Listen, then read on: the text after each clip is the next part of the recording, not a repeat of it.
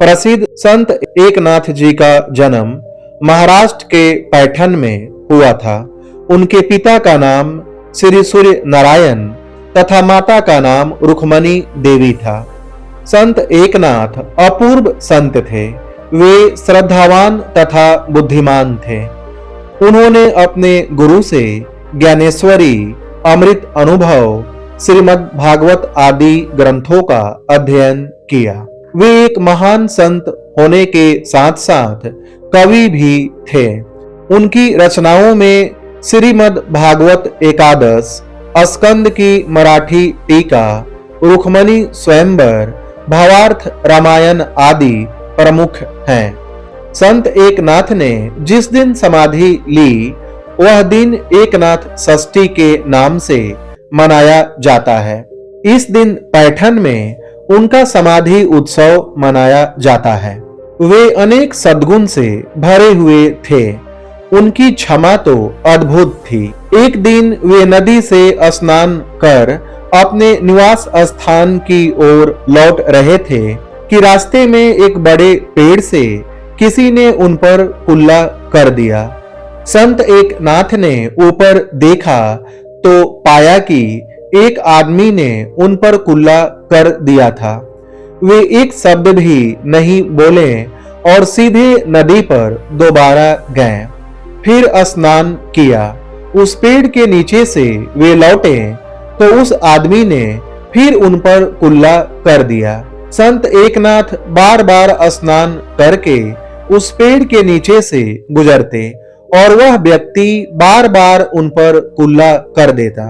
इस तरह से एक बार नहीं, दो बार नहीं, बल्कि संत एकनाथ जी ने 108 बार स्नान किया और उस पेड़ के नीचे से गुजरे और वह दुष्ट भी अपनी दुष्टता का नमूना पेश करता रहा।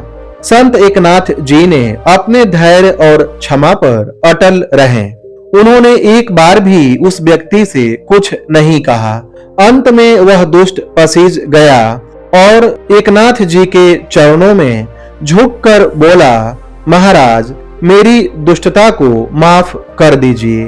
मेरे जैसे पापी के लिए नरक में भी स्थान नहीं है। मैंने आपको परेशान करने के लिए खूब तंग किया, पर आपका धीरज नहीं डिगा। कृपया करके मुझे क्षमा कर दें। संत एकनाथ जी ने उसे ढाढ़स देते हुए कहा, कोई चिंता की बात नहीं है। तुमने मुझ पर एहसान किया है। आज मुझे 108 बार स्नान करने का सौभाग्य मिला। तुम्हारा कितना उपकार है मेरे ऊपर। संत एकनाथ जी के कथन से वह दुष्ट व्यक्ति लज्जित हो गया। एक बार संत एकनाथ जी के पास एक व्यक्ति आया और बोला, भगवान, आपका जीवन कितना मधुर है। आपके जीवन में कितनी अपरिसीम शांति है। हमें तो शांति का एक क्षण भी प्राप्त नहीं होता। कृपया करके मेरा मार्गदर्शन कीजिए। संत एकनाथ जी बोले, अब तो केवल तुम 8 दिन के ही मेहमान हो, अतः घर जाओ और पहले की ही भांति अपना जीवन व्यतीत करो। इतना सुनते ही वह व्यक्ति उदास हो गया और घर चला गया। घर जाकर वह अपने पत्नी से बोला, मैंने तुम्हें कई बार नाहक ही कष्ट दिया है। कृपया करके मुझे क्षमा करो। फिर बच्चों से बोला, बच्चों, मैंने तुम्हें कई बार पीटा है। मुझे उसके लिए माफ कर दो। जिन लोगों से भी उसने दुर्व्यवहार किया था उन सभी से माफी मांगी। इस तरह 8 दिन व्यतीत हो गए और 9वें दिन वह व्यक्ति एकनाथ जी के पास पहुंचा और बोला, भगवान, मेरी अंतिम घड़ी के लिए कितना समय शेष है।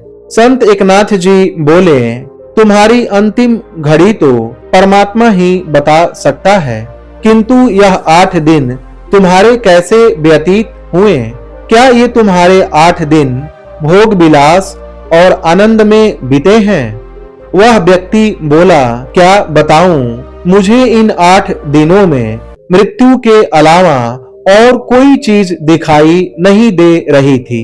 इसलिए मुझे अपने द्वारा किए गए सारे दुष्कर्म स्मरण हो आए और उसके पश्चाताप में ही यह समय बीत गई। संत एकनाथ जी बोले, जिस बात को ध्यान में रखकर तुमने ये 8 दिन बिताए हैं, हम सभी साधु लोग और महात्मा गण इसी को सामने रखकर सारे काम किया करते हैं। यह देह क्षण भंगुर है, इसे मिट्टी में तो मिलना ही है। इसका गुलाम होने की अपेक्षा परमेश्वर का गुलाम बनो। सबके साथ समान भाव रखने में ही जीवन की सार्थकता है। दोस्तों, संत एकनाथ जी की जीवनी कैसी लगी कमेंट सेक्शन में जरूर बताएं। वीडियो पसंद आई हो तो इसे लाइक करें, शेयर करें और चैनल को सब्सक्राइब करें। धन्यवाद।